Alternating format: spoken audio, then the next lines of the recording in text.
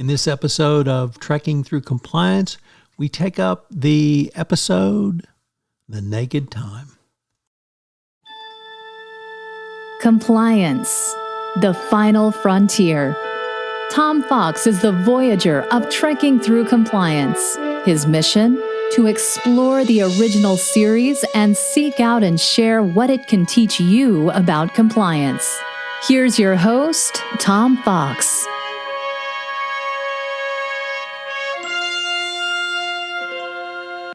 Episode 4, The Naked Time. Air date, September 29, 1966.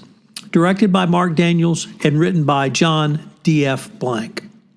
A landing party from the Enterprise beams aboard an ancient planet PSI 2000, which is about to break up.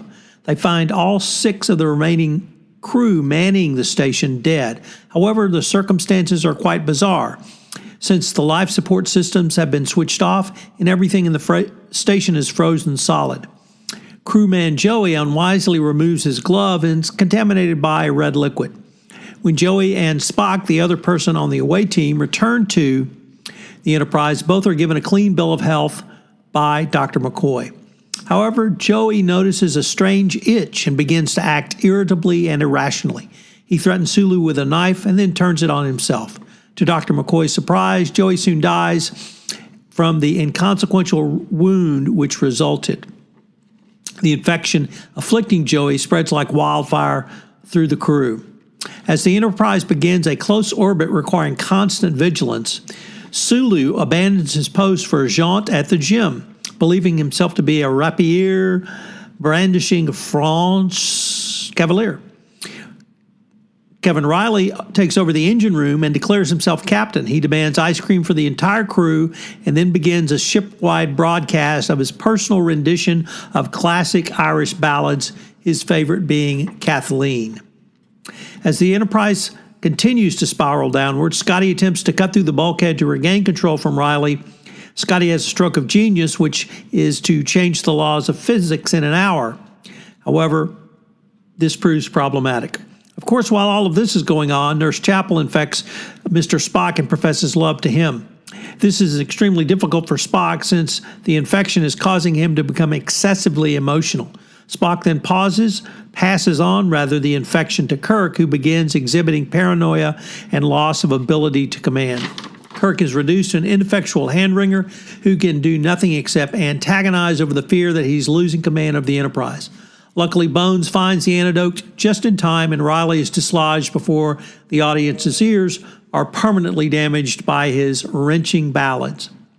After mixing matter and antimatter at a colder temperature than recommended, according to an untested intermix formula, the Enterprise is thrown into a time warp, which causes the chronometer to run backwards.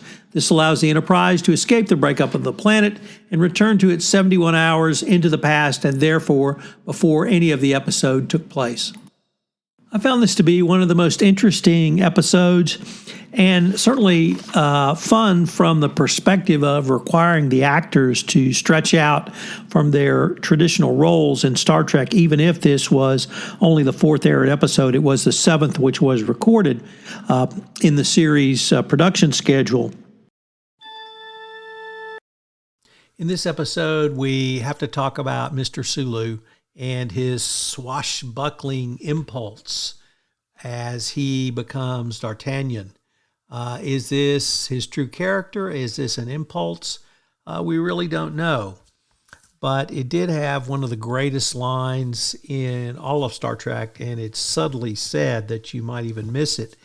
At one point, Sulu, when he believes he is D'Artagnan, takes possession of Lieutenant Uhura and calls her, quote, a fair maiden, end quote, to which she responds, sorry, neither. Great acting in this. And the featuring of Mr. Sulu really led George Takei to repeatedly mention in interviews that this is his favorite episode. He spends an entire chapter on it in his autobiography. He actually did not know how to fence before this episode aired, so he had to spend a lot of time practicing.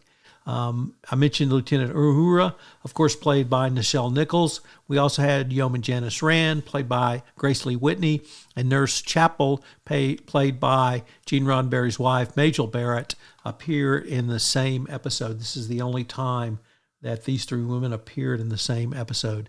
The episode can be seen as rollicking fun, but it does bring up some interesting and perhaps troubling questions on mental health of your crew and indeed your staff. As we return to the office in a hybrid work environment, I would ask you to continue to work with your employees, not on mental health, but just on health.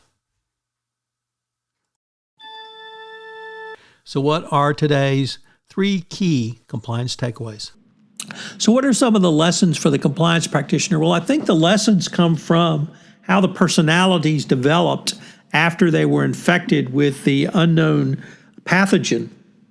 For crewman Joey, he had doubts about being in space at all. And he wondered, these came to the surface and they caused him to end up committing suicide simply because he felt like he and the Enterprise did not belong.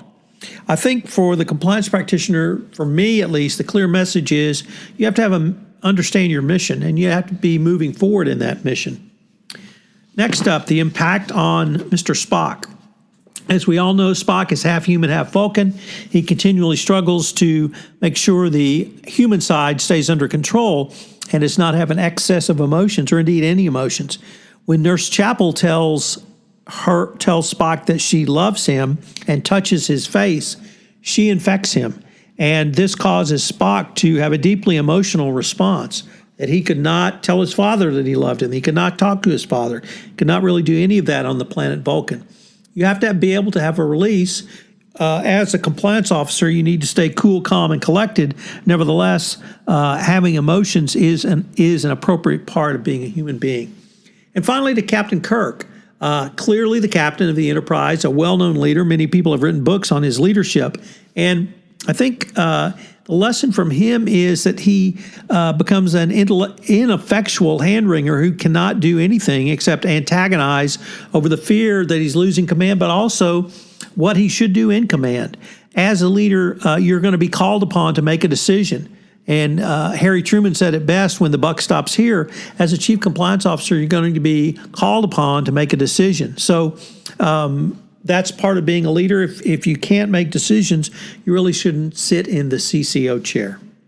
I hope you've enjoyed this wrap-up of The Naked Time, and I hope you'll join me tomorrow for our next episode where we take a look at the enemy within.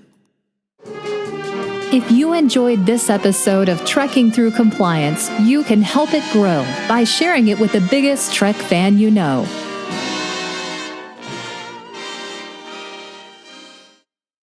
This podcast is a part of the C-Suite Radio Network. For more top business podcasts, visit c-suiteradio.com.